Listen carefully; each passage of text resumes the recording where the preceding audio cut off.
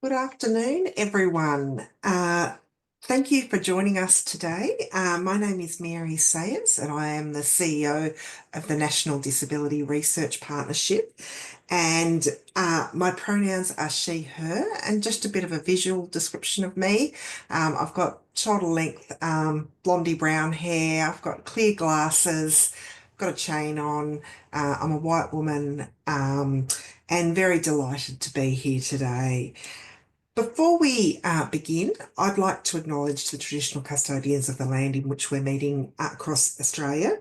I'm here on Bunurong land here in Victoria, and I would like to acknowledge the traditional owners of the lands in which we're meeting today across the country. We know we are on First Nations land and we respect First Nations people from this land. On this land, we live, we work, we play, we swim, and we dream together. First Nations people have lived here for thousands and thousands of years, and now we all share this land. We honour and respect all First Nations people and elders. I want to show my respect to all First Nations people joining us today and recognise the important contributions they make to our community, and our work together in the disability and the research sector. I'd also like to acknowledge our First Nations colleagues and community members who are joining us from Southeast Queensland today. We know that the situation is quite threatening up there, and we also know that First Nations people have cared for the lands in Southeast Queensland for thousands and thousands of years. So we honour and acknowledge you as well. Before we begin, I would just want to mention that today's session, as you know, is being run on Zoom in a meeting format, not in a webinar format. And this means you can see other participants on your screen and you have the option to adjust your settings to suit your preferences. So if you'd like to change your view or pin a speaker, here's how you do that.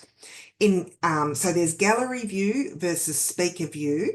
You click on the view button in the top right corner of your screen to switch between speaker view, which highlights the active speaker, and gallery view, which shows multiple participants at one. So if you need to pin a speaker or interpreter, if you want to keep a particular speaker or Auslan interpreter on your screen, hover over their video and click on the three dots which says more, and then there should be more, and select pin the video. If you need any help adjusting your settings, feel free to ask us in the chat.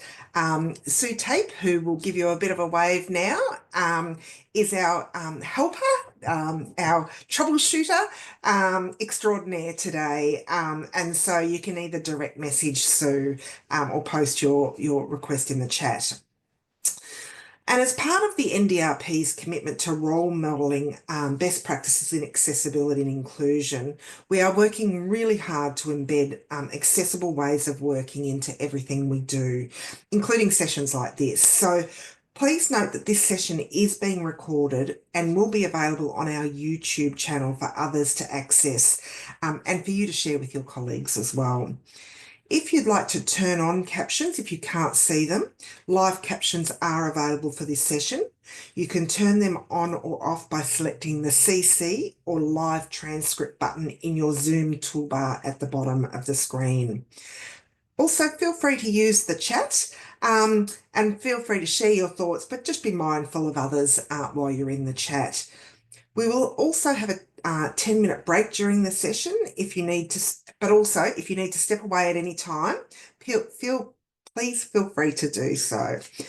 And again, as I said, if you need any additional support during the session, you can privately message Sue Tape from the NDRP in the chat. They're here to help.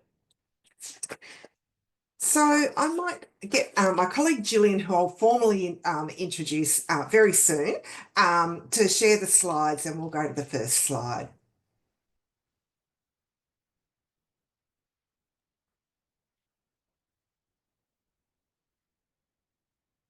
I am on that, yet still find myself doing more clicks than I ever want to on this. 1 second.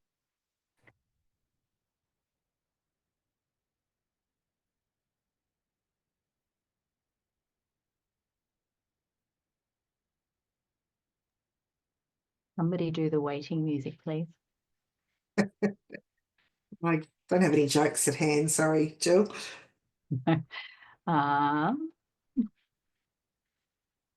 it's coming. It was all lined up and it's just disappeared behind some other windows. Well, maybe while you were Great, getting got that, it. you've got it. Fantastic. I Here you just go want to to check that you can't all see mirrored My Zoom windows on this as well, and you can only see the slides. Great. Oh, back to you. fantastic. So if you can go to the next slide. So just to go through what we'll be covering today, we'll briefly introduce the NDRP, or the National Disability Research Partnership, and highlight our strategic research agenda and guiding principles, and emphasise our commitment to research by and with people with disability. We'll also explain the theme of safety, which and why that was chosen, and also the two types of projects that will be funded in our first round. Then Gillian, who I'll introduce soon, will spend 30 minutes talking us through the funding guidelines, including the expected outcomes, the purpose of possible projects, including what should be covered in a project budget. And she'll also explain to you who you might think about partnering with and what is a lead organisation and who should be on the project team. Sorry, I've lost my place. We'll also discuss the assessment criteria and how to develop a grant application. We'll then take a short break, giving you time to reflect and prepare any questions that you'd like to ask. But you're also welcome to post questions at any time throughout the session. After the break, we'll have an open question and answer session where you can ask about funding processes, the topic focus, or our approach. And questions have also been submitted in advance. Then we'll wrap up with some key takeaways and provide update on future NDRP sessions, and including our drop-ins, and highlight some of the other support options available. We'll also send you an evaluation because we want to learn and always improve on what we're doing, and that'll be shared at the very end, and we really do appreciate your feedback. Okay, next slide, Gillian. So just an overview of the National Disability Research Partnership and what drives our work and how it connects to our first funding round. I'll cover the NDRP strategic agenda, our guiding principles, and the critical role of research by and with people with disability. I'll also explain how round one links to our broader efforts to strengthen research capacity generally. The NDRP has quite a number of goals, and obviously we want to fund research that is aligned to our research agenda. The research agenda was developed over many, many years by the NDRP Working Party that helped establish the NDRP. Including what is important to people with disability. So this was done in deep consultation and engagement with the disability sector and people with disability. We'll also work to strengthen disability research capacity. And our role is not limited to just funding the research. Our role is to really work with the disability community, with the research community, with government, to really think and develop in terms of that disability-led research. We'll obviously make sure evidence research is done by and with people with disability. And then the other key part of our work, and you'll hear this a lot from us, is we'll mobilise evidence for action to influence policy and practice. The type of research we want to fund is that's going to make the biggest difference to change policy and practice to improve the lives of people with disability. So I'll get you to go to the next slide. Our work is also underpinned by the NDRP guiding principles, again, which were developed by the Working Party. And there's four themes of these guiding principles, plus there's some sub-themes that come under that. But I'll just go through the high-level guiding principles. Obviously, and I spoke just before, advancing high-quality research that informs disability policy and practice in Australia. Valuing the knowledge of people with disability in research. As I mentioned before, strengthening that disability research capacity and making sure we're sharing research findings widely in useful and accessible ways to the whole community and to those other end users of disability research. So I'll then now go into the research agenda. So I'll go to the next slide, please, Jill. So, as I mentioned earlier, there was a long process by the Working Party to really understand what types of research the disability community wants. And you'll see there that there are 12 research areas. And so one of the key important things that the NDRP considered was, how do we actually prioritise and choose what our first funding round is about? And the board and team went through a process of looking at what research is most pertinent at this time. And they chose the topic of safety of people with disability. And we did this because there are evidence gaps. And we did this because there's a significant policy imperative following the Royal Commission into Violence, Abuse and Neglect and Exploitation of People with Disability. But we also know that it's of high interest to government, both Australian and states and territories. And we also know that the safety of people with disability goes across systems. So it's not only about safety within the NDIS, but it covers education, housing, all institutional settings, and non-institutional settings, including the community. So safety includes emotional, psychological, cultural, and digital safety alongside physical safety.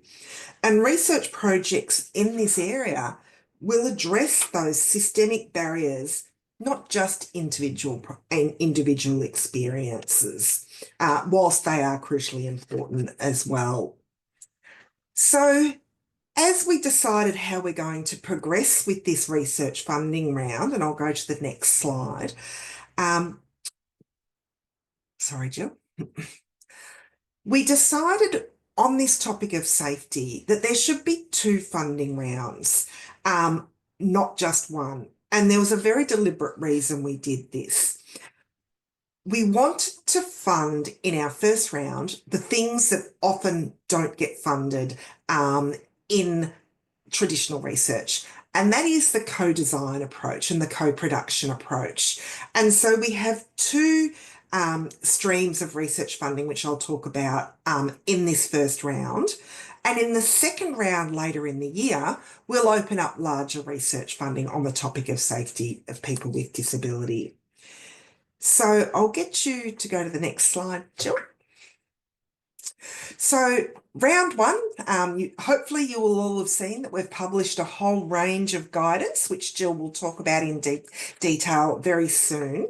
But the forms will open on the 17th of March to actually start applying and close on the 28th of April. And projects will start in June, July and go for around 6 to 10 months, with the aim of having them finished before May next year. I'll go to the next slide, Jill.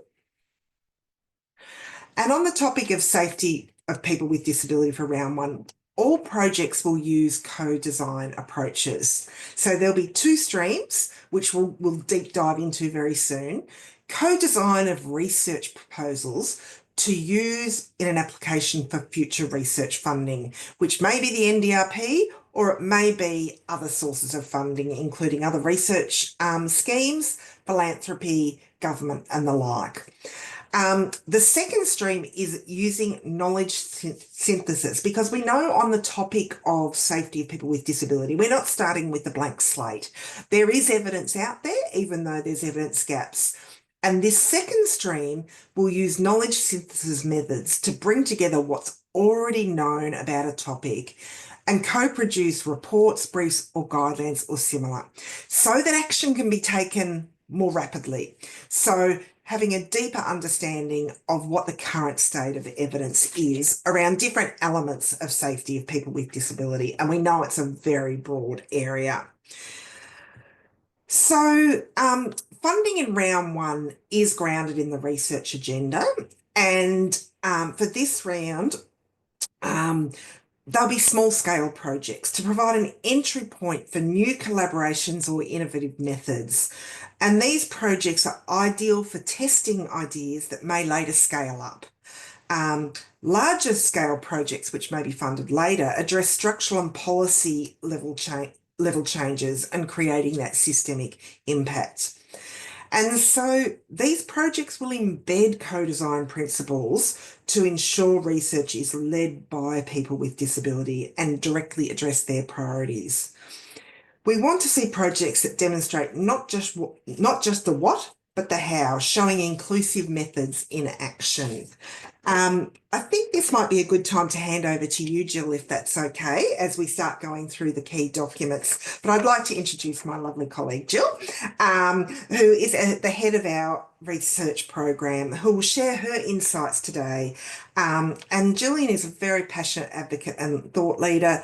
And at the heart of Gillian's work is a commitment to collaboration and co-design, ensuring that people with disability are not just participants, but leaders in shaping research to drive meaningful change. Her dedication to fostering inclusive practices and empowering diverse voices has been instrumental, I would say, in advancing the principles that we stand for. So Gillian will guide us through what information is available and then start going into a deep dive. So over to you, Jill. Jill speaking. Thanks so much, Mary. I am a white woman. I've got hair that's longer than usual because I haven't got around to getting it cut. It's like a light brown color, wearing a green shirt, and I have glasses on. I just want to say that that's always very embarrassing. And in my commitment to being a neurodivergent person who doesn't mask, embarrassing too long, and I'm going to try and give you the information you need and allow myself to be a silly goose from time to time as we go through. So I think we're talking about really serious subject matter, and also what a privilege it is to work with this organisation that's been informed by so much knowledge and so much wisdom and experience.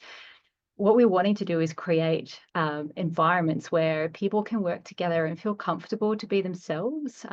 We want research teams to form, having all sorts of different people involved who include people who come from academia, but aren't limited to, and aren't necessarily controlled by the academic ways of doing and knowing, but that's something that adds to a process of working together in co-design. So any time where I'm not sounding very formal or serious shouldn't reflect the fact that I feel like this is very important and serious work that we're doing together, but we should do it in ways that feels comfortable. Mary's covered the topic of safety.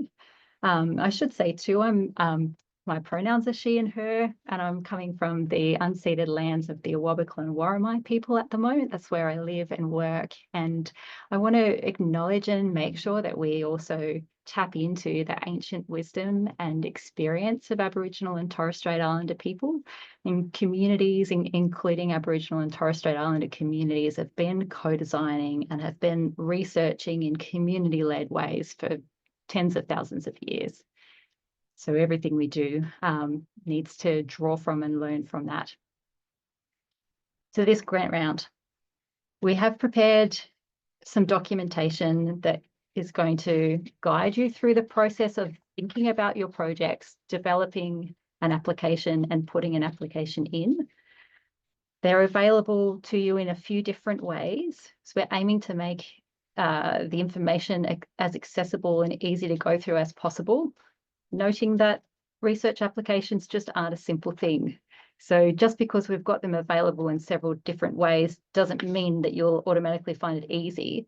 And please get in touch with us if you can't find something that you're looking for, or if you need something presented in a different way to allow you to access them. As a summary of what's available, we've got an overview document. It's available in the really detailed version for people like me who want every single piece of context before we can get started with something. Then there's a plain language version of the overview document as well. There's an Auslan version and an easy read version. And I'll go into in the next slide what's in each document, right? But there's an overview document, and there is a document available in those 4 different formats called the grant guidelines. And for anyone who's done heaps of research before, please bear with me just for a moment, but I wanted to make it really obvious about what the different pieces of information you need to know about for any grant funding round. Just wanted to make it obvious to everyone. So the second piece, the grant guidelines, takes you through exactly what we're looking for these projects.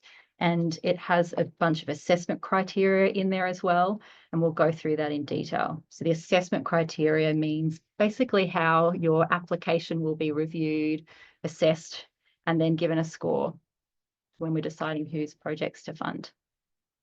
The third thing on this slide now is a screenshot of the form. To apply, there's an online form. We're using a platform called Smarty Grants, and it's not open yet. I'm going to ask Sue to put in the chat the dates for when it's opening. I think it's the 17th of March, but remembering dates off the top of my head is tricky. The form will be open, and there'll be a bit more guidance about how to use it available at that time too. Thanks, it is the 17th of March. There's also information everywhere. There's also more information on our website, including frequently asked questions and more questions that get asked today. Please ask them, even if you think it's kind of already covered. As you ask questions, and frequently, we will add them to the list of frequently asked questions on the website. There's also a policy on the website as well, which gives you a bit more of that detailed information about how our research funding program is governed and how we'll make decisions about which projects to fund. So we'll go through these documents now. I can't see the chat at the moment, but feel free as you're thinking of something to already start to use it. And when we get to the Q&A later, you're very welcome to turn your camera on and just ask the question or to type it in the chat and we'll address it.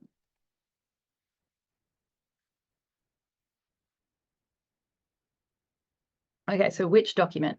We'll start with this grant funding overview, and it's talking about, it's an overview of all of the stuff you'd need to know for both grant rounds for this year. Again, they're all on our website. So what's in it? It goes through in a bit more detail about the topic, and Mary's kind of already covered what we mean by safety, that it's very broad. The thing to know here is that projects that we fund this year, they really need to be, they need to have safety as kind of the main point, rather than safety as maybe a secondary outcome that you would be looking at. So they're projects that really will work towards advancing safety for people with disability. There's more information on the research agenda and the principles in there.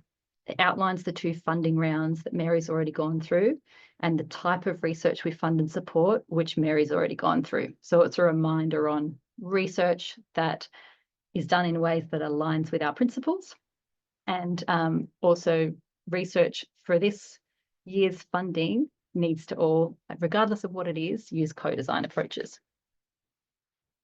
What else is in the overview? And I'm just grabbing the paper document now too, so that I have the details in front of me. It's going to go into who can apply for funding, and I'd like to just go through that now to make it really clear. There will be some teams and groups that already exist where people who work in academia, academically qualified researchers or professional researchers already working well with community organisations, disability representative organisations. So in some cases, I'm not going to go on too much of a tangent actually. What I want to say is that we'll support and fund university-led projects or community organisation-led projects. So determining who should be your project lead is a personal question. And it's a question as to what will work best for the project that you're proposing and in the context you're working with. But it doesn't have to be a university who is the lead organisation who receives the funding. It absolutely can be. Projects absolutely can be led by academic researchers. We want to encourage that. We also at the NDRP want to encourage career opportunities and put resources and run some programs that make it easier for people with disability to have a career as a researcher. But that's not the only kind of research we fund. So if you're a disability representative organisation or another kind of organisation that provides services or works in other ways with people with disability, you also could lead a project and apply for funding. Once we have funded projects, we're not going to just leave you to it and ask for a report at the other end. But everyone who receives funding, you'll be supported, which, as an add-on thing, but also somewhat obliged to get involved in something that will look like a community of practice with extra bits. So we want to provide you with support. We want to make sure that people working as part of research teams have access to some upskilling, have access to different forums where you can learn from each other, connect with each other, or also have some help to make connections that you can see are important. If you're looking for more access to people working in a policy area that's relevant, for example, within our community that we form and support, we want to help you make that connection. So it's kind of an extra thing, and not just funding that people whose grants are funded will receive, but also active support.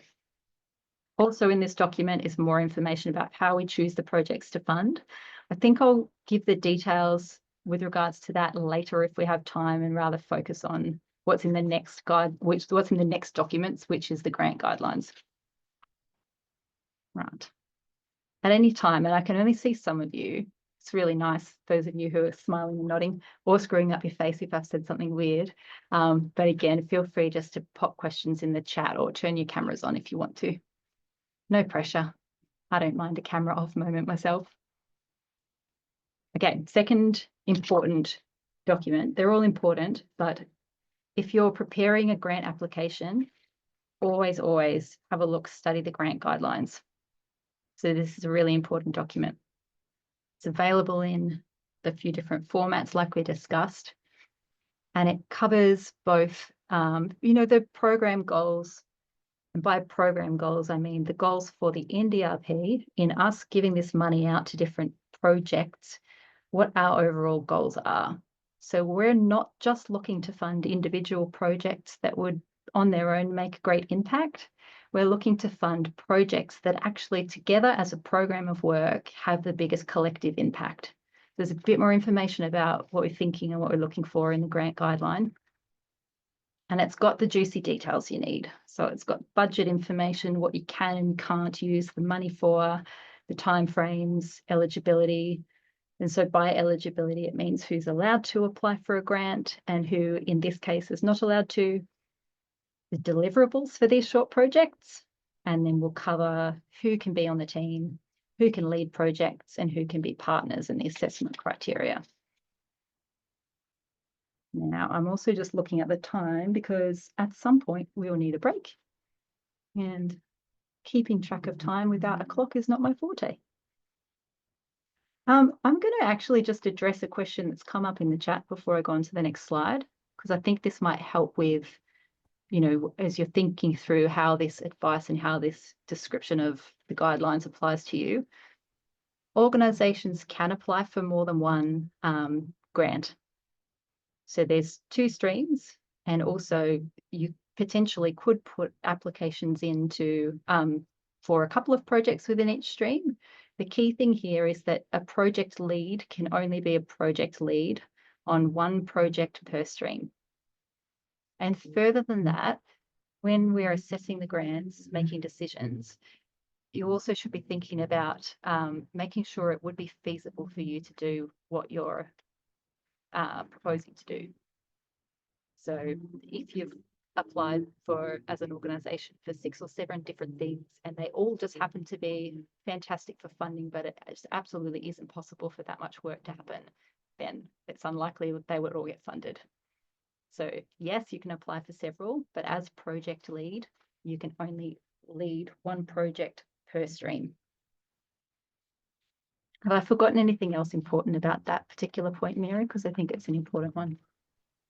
No, that's good. And you've got 15 minutes left, Jill, just to give you an indication of how you're going for time.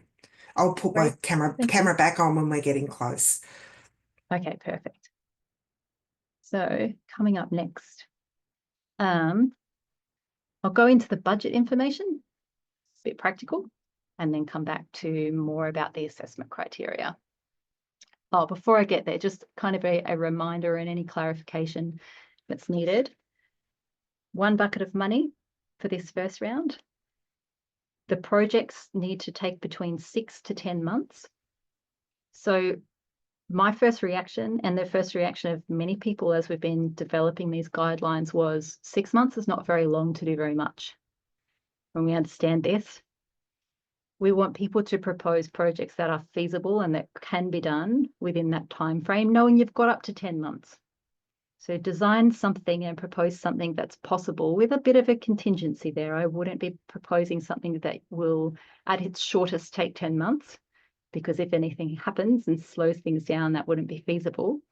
But for the first stream, thinking about the timeframes as well, we're not asking for you to co-design every single little detail about a project that you then might run with future funding.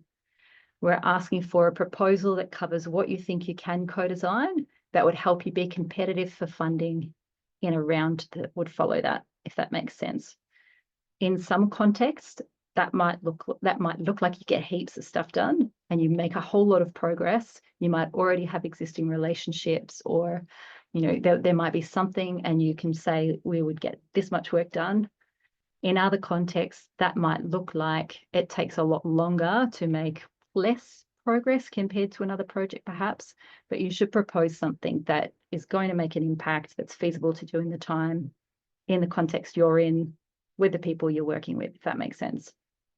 So that's stream 1, co-designing a research proposal you then could use in an application for funding in a future round. Stream 2, and using some knowledge synthesis methods. And that might look like rapid reviews or other kind of review methods and synthesis methods where you're bringing together what's already known about a topic. You need to have time to co-produce a report or a brief or a guideline in an accessible format, and a format that's accessible to the people who need that knowledge. So these aren't humongous projects. They're smaller projects that we hope will have a big impact. So then how can you spend the money? Absolutely, you can spend it on wages. Wages might be paid to people with disability who are engaged as co-designers. They absolutely may be in a paid role where you're paying wages. Could engage people in a contracting situation. You can also use them for honoraria or other kinds of payments that aren't wages, depending on what's going to work best to be more appropriate for the people in your team. If you need to bring people together to work in person, absolutely, you can put in your project budget that you're covering travel, accommodation, hosting costs for reasonable hospitality. I think it is very important to cater well and appropriately to groups that you bring together. We'll be considering kind of value for money in the deliberations as well. So don't do something too fancy.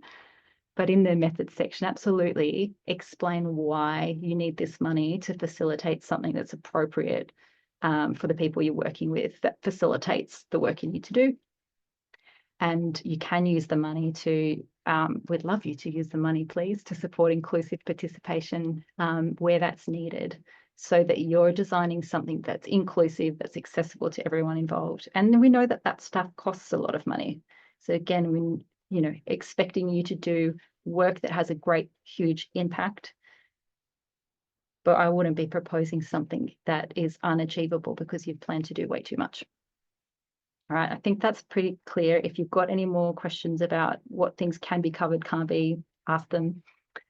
Yeah, if you also really think that some members of your team or all members of the team would need to do training to make your project more successful, more safe, more accessible, that can be considered as well. What you can't cover, you can't buy big expensive stuff that's not really needed for the project. It's a good idea to have a look at what already exists among the partner organisations who you're working with. Where it says purchase of major equipment, please do ask us if you're not sure if there's a piece of equipment that's required for providing access to someone, and there's an absolute reason why that's required. Please ask us, but you can't buy cars. You can't buy computers that are beyond what's required for the project with the funding. And absolutely, we don't want to have a situation where an organisation is funded to do the work and that organisation just subcontracts most of the work out to someone else. Those people, if they've got the skills and should be involved in the project, could be part of your project team instead, and then you're all working together. All right. Oh, this is on the timeline. On this slide is a picture with lots of parts to it. It's essentially covering the fact that when the form opens, the application form on the 17th of March, it's open for 6 weeks. So it closes on the 28th of April. You don't have to wait till the form opens to start planning your projects and developing things, but you've got 6 weeks from form open to form close. And then projects must start in June or July this year. So again, in thinking of something to propose, if it's something that needs a longer lead time to get started, then it's not for this funding round. So something that could start in June or July and that would be completed in May next year or earlier. I'm not doing the assessments. That will be other people. But a tip would be propose something that you're sure is feasible to get done in that time and explain why you know it would take that long. This is a plain text version of the things that I've just said. And just briefly, on how applications are going to be assessed and scored and who's doing what. And Marianne too, I can see that you've got your hand up. So just, I'm sure Sue's also on that as well for when we get to the question asking part. We are going to engage independent panels. So those are people who aren't staff or who aren't on our governance committees to be involved in looking through the applications and doing an assessment, giving them a score. Then there's a governance committee called our research committee. Those people then will look at the highest scored projects and then decide together which projects together as a program of work are most likely to have the kind of impact that we're looking for. And our board will make the final decisions about who gets funded. So our aim is to have a transparent, rigorous process that's also inclusive. It won't just be academic researchers assessing the applications, and there's more information about who will be involved. It should be that there's enough different perspectives on the in the thinking about which projects to fund and how they will land in real life, and there's more information in the funding policy. Mary speaking. Jill, I'm just giving you a little bit of a time warning. Yeah. We've got about 7 minutes left. So, and I can also see there's people with hands up.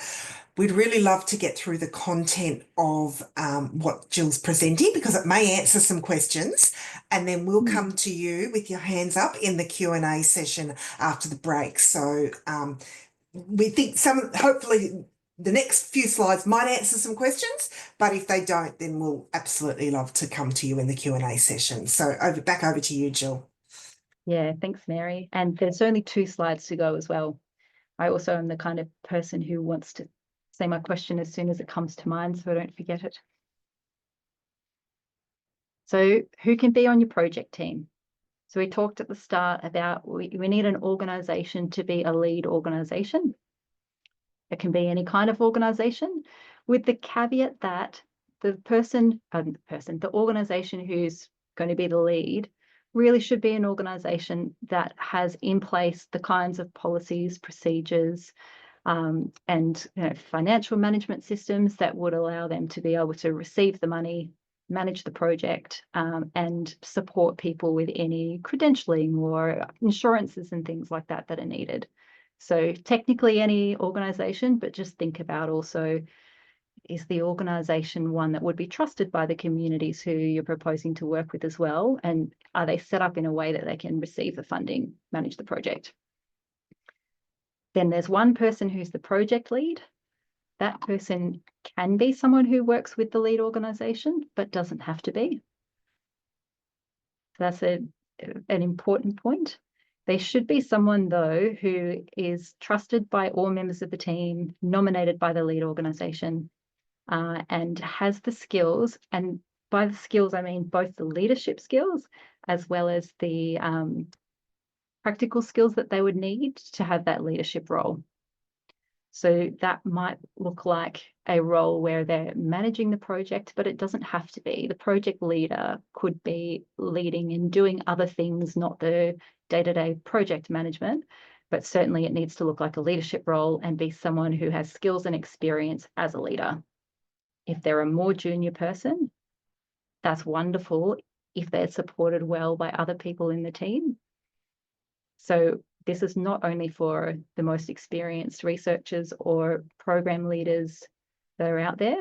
It also could be very appropriate for someone who's more junior. We had a question the other day saying, could a PhD student lead a project? Absolutely, they could. There's no reason why they can't be eligible. And we understand too, some PhD students might have 15, 20 years of experience in a policy role in another organisation, or they might have lots of experience leading communities, be very well trusted by communities, and have a track record that shows they can lead projects like are being proposed. In the team, there should be other people who have any academic skills and experience that's required to make the project a success. So if you're proposing a knowledge synthesis project, you want to have team members who have great experience in doing rapid reviews or leading the kind of work that's being proposed.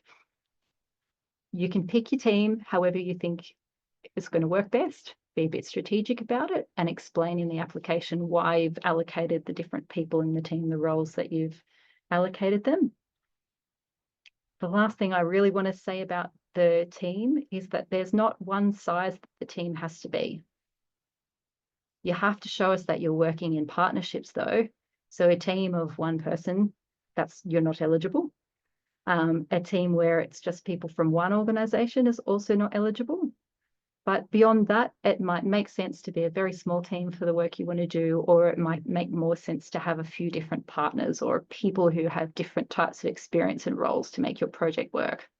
So in the time frame that you have, it's probably not a good idea to have a cast of thousands, but there isn't a set number that you have to have.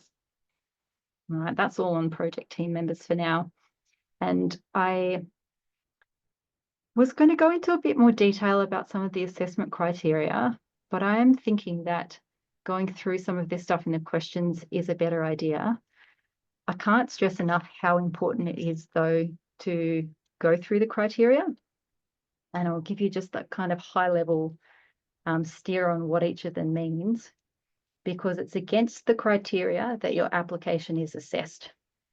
So it's essential. And by the way, in the criteria and on the slide, in the guidelines, and on the slide, we're telling you how much each of those criteria, which basically it's some questions and then you have to answer them in the application form. Your answer to the first one, for example, is worth 25% of the whole score. So it's very much like a marking criteria if you're doing an exam. It's really important and worth a quarter of your score to make a very clear case for why the project that you're proposing is going to have a big impact on policy or practice or programs that will lead to people with disability, in the group of people with disability who you're talking about, having access to a safer life. So that's really important. Have to make a clear link for us on how this thing, do you understand the policy environment? Are you thinking about the human rights frameworks that are relevant? And will your project have this big impact? The second one that's also about impact is more about the project's process. So you know that if you do things in certain ways, you could have a positive or a negative impact on communities or organizations or the people you're working with. And we want to know how your project is going to lead to perhaps a better capacity for doing disability inclusive research in the future, or other things. And we can have a look more at the points that are in the assessment criteria, but just by doing the project, what impact will that have? The project methods section is where you write what you're going to do, with who and how. A tip there is please say what you mean. I know that I've got minus 30 seconds left. As if I put my hat on as being someone who's reading and assessing grants, it's so much easier to understand what's meant if you use some plain language here. So you'll need to use the language if you're proposing to do a certain type of a review. You'll need to talk about the research. If you're doing a certain type of co-design or engagement, there'll be cultural language which is relevant. So you would need to use that language, but just explain what you mean. Where people write, we're going to engage with this community and we're going to run a workshop, and that's all they write, the reviewers don't know what you mean. It's very vague. That doesn't actually really explain what it is you're going to do and why you're choosing those methods. That's on the project methods. Just try and make it really clear what you're going to do, with who, how, and why. And then the last section that's scored is an explanation of why you've picked your team, basically. Why that leader is the leader, and then what skills and experience the other people bring to the roles that you're going to give them. They're all the bits that are scored. And then the last criteria helps our research committee to make those final decisions about overall value that your project would add to our investment in this research and our collective vision to create a safer life for people who live in Australia with disability, and that you've understood the risks. That's the overview. Thank you very much, Jill. It's Mary speaking. We are going to go to a break now. In the room, in the virtual Zoom room, we've got Marianne who had a question and Claire who had a question. In terms of some of the other themes of questions that are asked, I've seen quite a few questions in the chat about ethics, so we can focus on our answers around the ethics process, and also about the independent review process. So we can start off with those types of questions, and then that might spur more questions. But in the break, we'll take 10 minutes. We'll be coming back in 10 minutes from now, and I'm in Victoria, and we'll turn my camera off back on when we're about to get started. So thanks everyone. Hope you can have a break, cup of tea, or think about some really great questions for us. So thank you very much.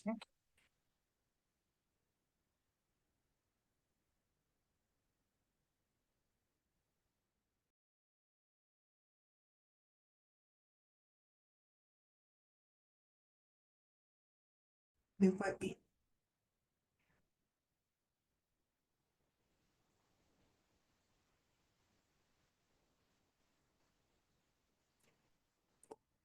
All right, Mary speaking.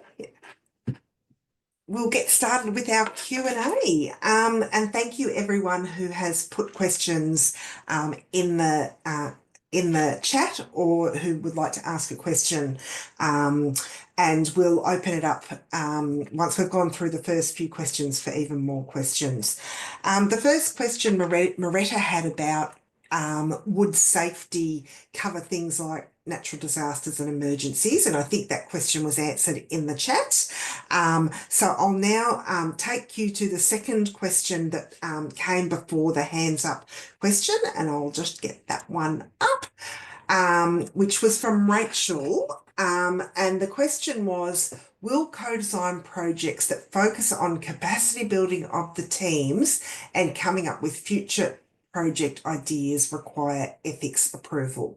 So over to you, Gillian, to answer that one. Thank you. This is such an important question, and it's such a difficult question. Yeah, it's kind of really important. In the overview document too, on page 9, I'm giving you a bit of guidance, and there's one thing that says, when do I need to get an ethics approval? And I'm going to try and give you some guidance and probably disappoint you with a little bit of a politician-like answer, because it really does depend.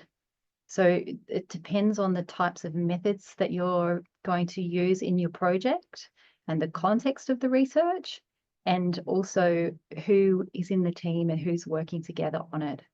So projects at the really early stage, the early phase, where you're co-designing something that definitely will need ethics approval later, if everyone on the project team are the people who are all co-designing together, who are going to be co-authors on papers produced. You know, it might be a situation where it doesn't count as it doesn't meet the definition of research.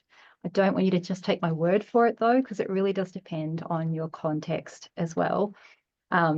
So it might be the case that something you're proposing, especially if you're not collecting any new data from people, you're not working with communities you don't have existing relationships with before, and people who aren't members of your project team, or working with organizations who know things and have existing knowledge that they've collected from members, or have existing processes where they get together with their members and there's not a researcher going and interviewing and collecting data from people. It might be that it either doesn't meet the definition of research, or you're eligible for an exemption, or there's a low risk pathway. So we would encourage you, if you're not sure, to go and talk to an ethics committee. That might be an ethics committee at a university. It might be a community or an organizational ethics committee. Some universities have now different research governance and research ethics bodies where it's advice giving first that's available before you need to put an application in. So yes and no. If it turns out that what you get together and you start to think about really is something where you think the way to do this best is to collect some more data, and is to run focus groups, and is to do surveys and those kinds of things, where you think actually what I need to do is research in order to design my research, then perhaps you might need to use a co-design grant or another grant to do that preparatory work. And the next bit that you're proposing, which is the collection of new data, that's the next thing. So that's kind of an answer and a non-answer. Depends on the communities you're working with and the context. Please get some advice. Some things, if you're set up, you have existing relationships, you're all members of the team working as equals, even if your roles aren't such that you all do the same amount of work, but if there's equal power sharing, you know, maybe there's less of a long protracted process that is required to make sure that you're working in ethical ways. Because just remember, regardless of whether you need a formal ethics approval or not, you're always required to do research in ethical ways. And that's different to having an ethics approval. That's process never supposed to be a tick box. I'm on a soapbox here, Mary, I can tell. It's not just, ethics doesn't just mean the ethics approval. You always need to work ethically. And the answer is, it depends. Speaking, I just wanted to add to that question. You will have seen in the guidelines that a requirement is that you have people with disability on your project team.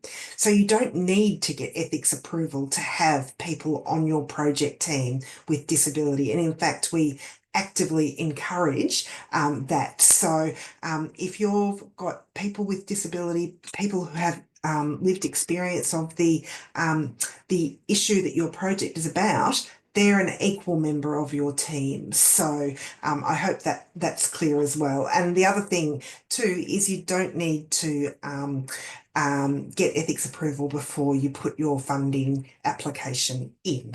So I'm assuming that's obvious. The next question in order was Mary Ann. And are you still there, Mary Ann? Have we answered your question, or would you like to answer your question, ask your question?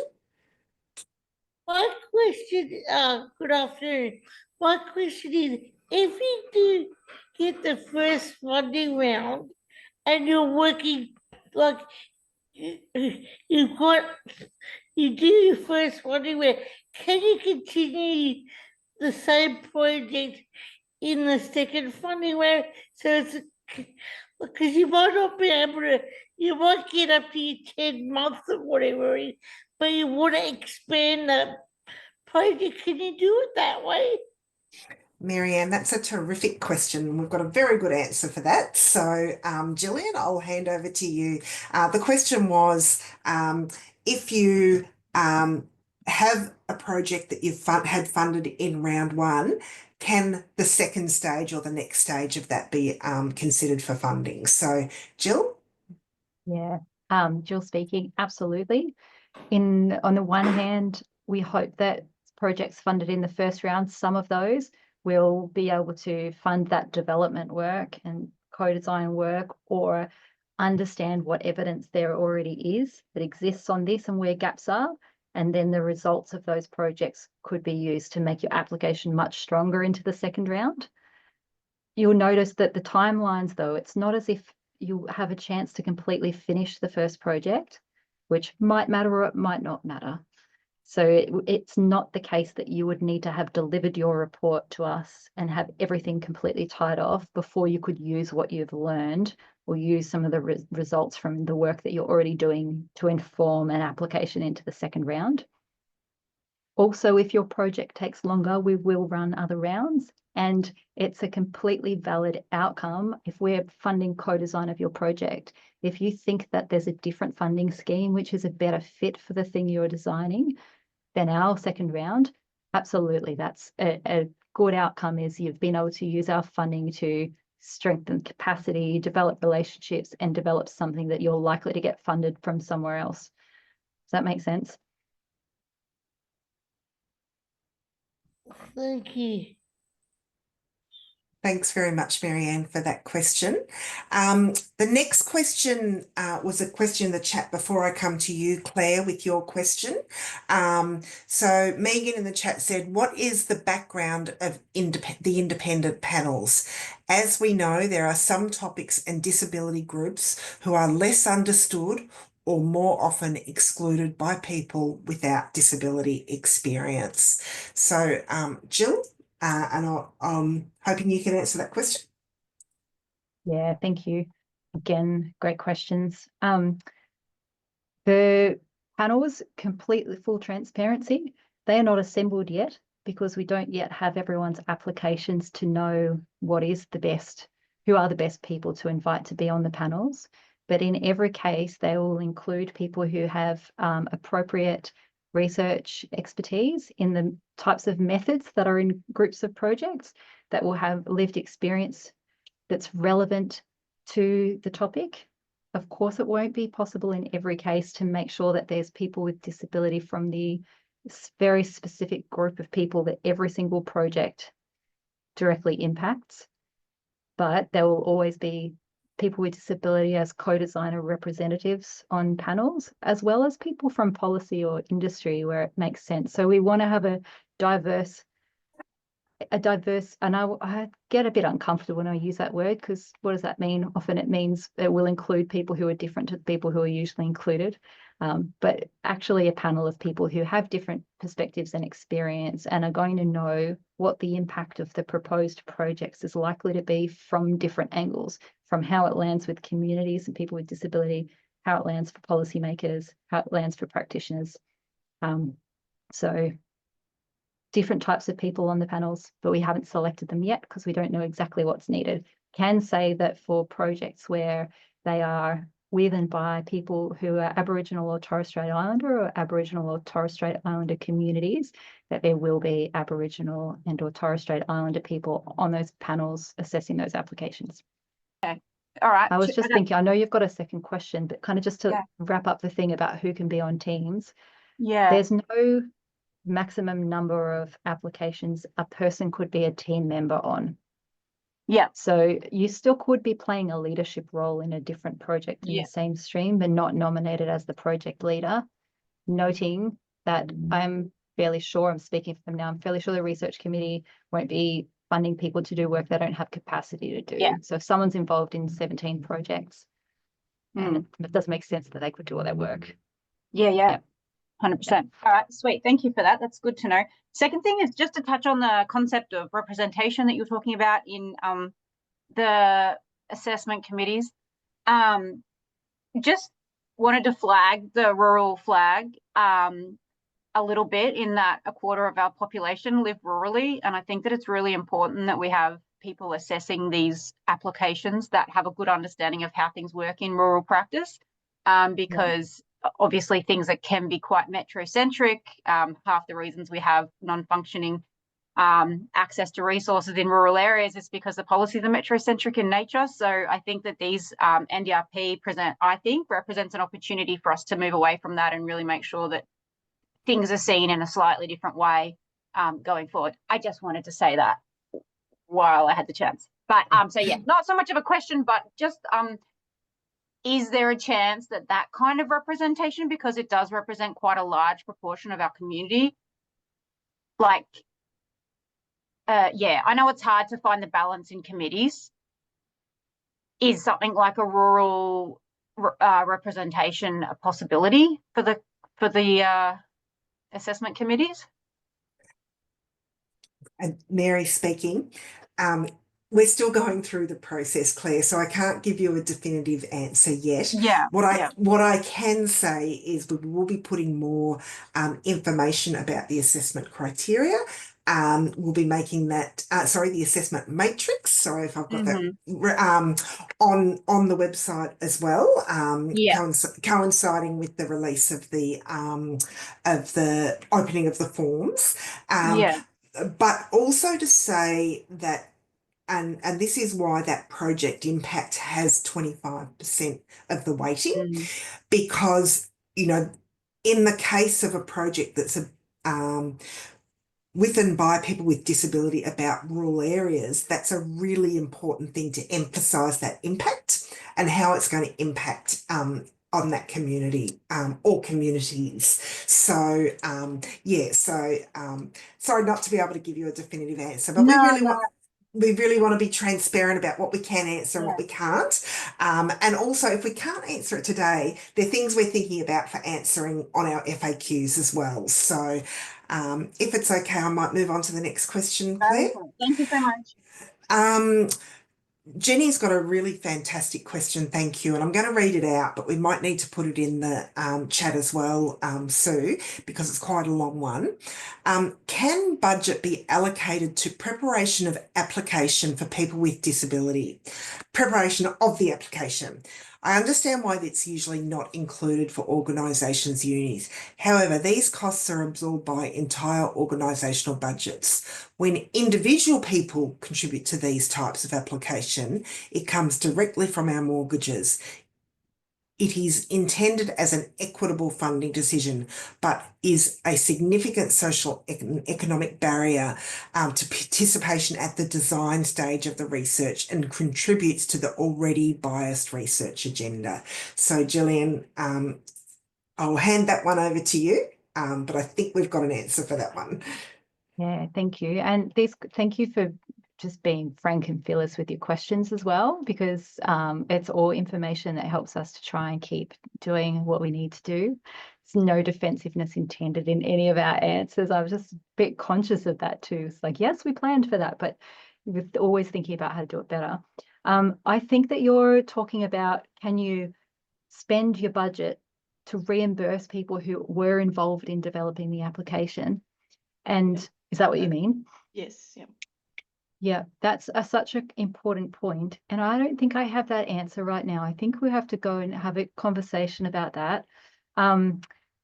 Definitely the co-design stream is so that people with disability can be involved in the development, essentially, of what you need to put into a grant application for a larger round. So we're absolutely covering for that in terms of moving forward. I hear what you're saying, and I know how this plays out. And I think in this grant round, we've tried to balance having an easy and low touch as possible grant application, knowing that it's still a grant application, actually still takes quite a lot of work.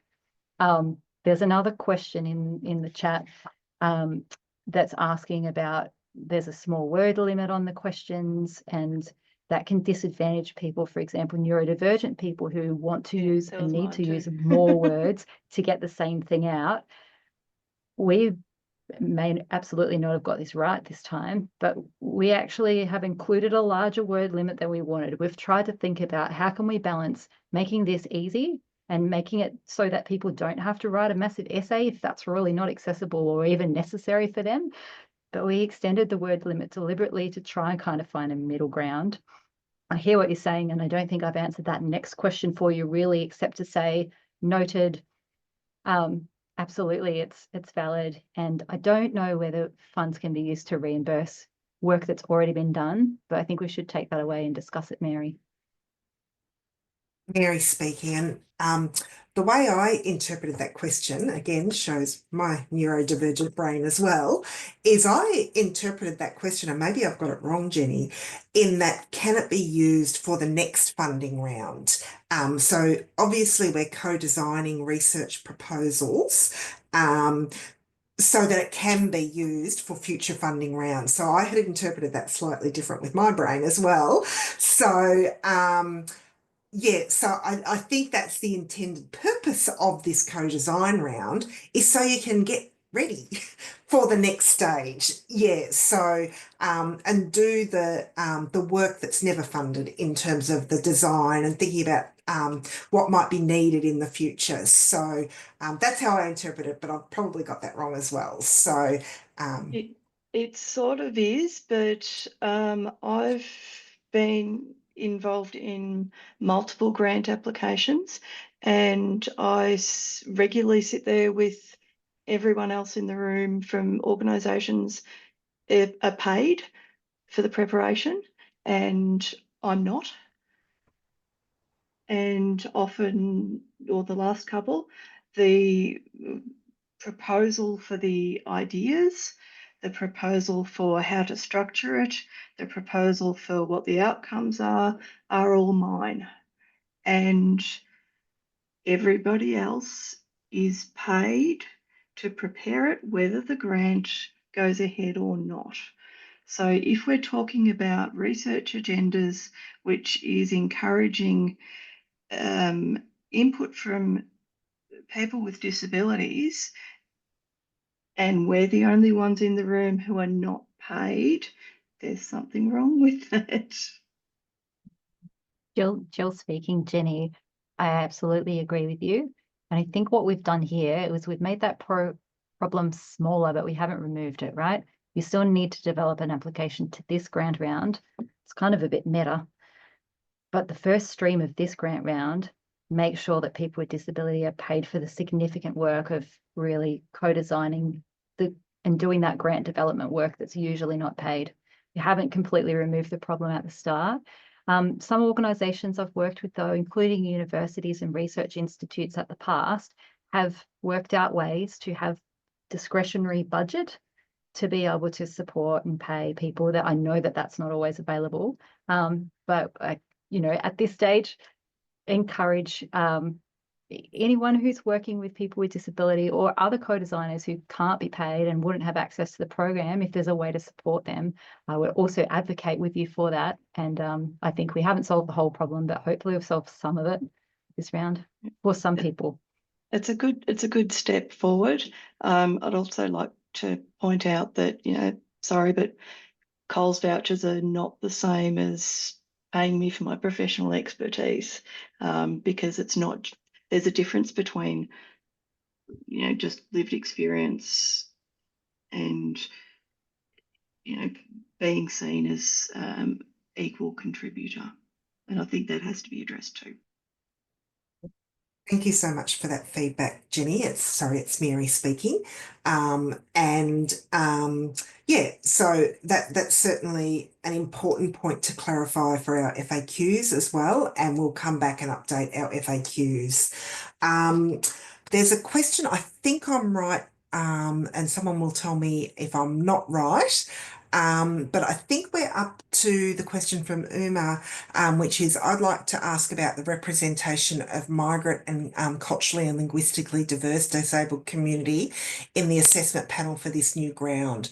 There are numerous challenges that families within this community face, yet they are underrepresented, and there are few initiatives coming from them due to a lack of exposure and representation. What steps is the panel taking to ensure individuals with lived experience from these communities are included in the process? Additionally, what would be the best way for these communities to get involved and potentially attract such grant opportunities?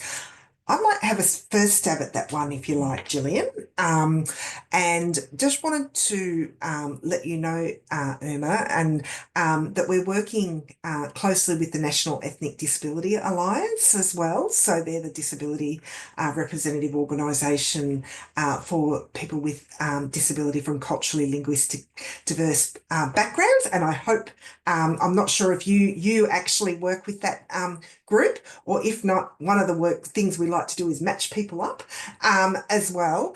But in terms of the assessment panels, as even though we don't like that word diversity, we are absolutely very conscious that we need to have the diversity of the community and the disability community represented in our assessment processes. So I don't know if there's anything else, Jill, that you'd like to add to that. Jill speaking. Yeah, thank you. Only to note that in part of the rest of our work plan that isn't just focused on funding research projects, we've got some work that's looking at building system-wide research capacity for disability inclusive research. And absolutely, we need to look at what are the ways that we can create easier access and change the way that things have been done so that they are culturally safe and relevant to broader groups of people. So there will be scholarships and fellowships for people who are wanting to have a career in research that come up. And we really need to think and make conscious decisions to whether it looks like prioritising groups where there's been marginalisation, there's been poor access, there's been all these factors that have made it impossible to be included, that we address those. So I am being non-specific, I guess, but with a commitment for us to learn from who's doing things well in the community. And if we just work according to what's in our research agenda and strategic plan, having a look at who has the least access to safety in the community needs to be considered. We'll do our best to make sure that there's people who are able to look at the applications about communities who have community knowledge or community links or understandings as we see the applications come in. Yeah, and the other thing is to say that we want to be transparent about what we've done. So we'll show you our work, and where we've missed things, we'll be inviting suggestions on how to do things better as we move forward for all of our things. Mary speaking. Thank you very much, Gillian. I'm going to go to Sophie's question, which I accidentally missed, and I'm sorry, Sophie. And then I'll open it up to anyone who wants to put their hands up. I understand, Mary, you've got your hand, Marianne, you've got your hands up.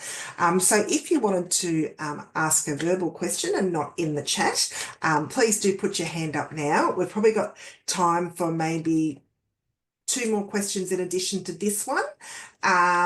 They're great questions, as Jill put in the chat. This one was, for criteria 1 on impact on policy, practice or programs, do you mean the impact of the overall research project, i.e. the one that's funded in round 2, or do you mean the impact of the co-design process round 1 funding? And that's a really important question. So Jill, could you answer that one, please? Yes, I'm also referring back to the guideline too, because we thought about this deeply. The criteria 1 really is about the impact of the issue and the opportunity and the way that you're trying to address that. So it's looking at longer term impact, but I mean, some of that impact might be shorter term. It's not just about the timeline, but the impact of what you're wanting to design and really what you could do in the space. Whereas the criterion 2 is more about the process of co-designing the research proposal, or the process of doing that knowledge synthesis project together in partnerships. And you'll see the dot points in the, oh, here it is, the other side of my desk.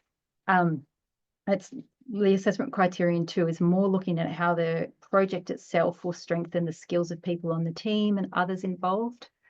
Just a note there, I hope I'm not, no, I think I can say this, not just thinking that people who are trained researchers will be informing the people who aren't trained researchers about how to research, not just in one way, but how will what you're doing together share knowledge both ways. or all of the ways between the members of the team, or, you know, what new skills, what new relationships will you have that make it more likely you can keep doing really useful research in the future, or how you might develop systems and policies and resources locally in a disability representative organisation, for example, that supports more disability-led research in the future. So different to the impact of solving the problem or going ahead with looking at an opportunity to create the safety. Does that make sense? Did I cover that with enough clarity? Mary speaking. And I think, given this is a question that has come up, it also came up in our drop-in sessions. We'll do some more work on our FAQs as well, from all of the questions today, to make sure not only you have access to the questions after the answer to the question after the session, but also others who maybe couldn't have been here today. It's very important that we share the questions that we've heard today with others who may not have had an opportunity to be here today. Probably got time for one more question before we wrap up.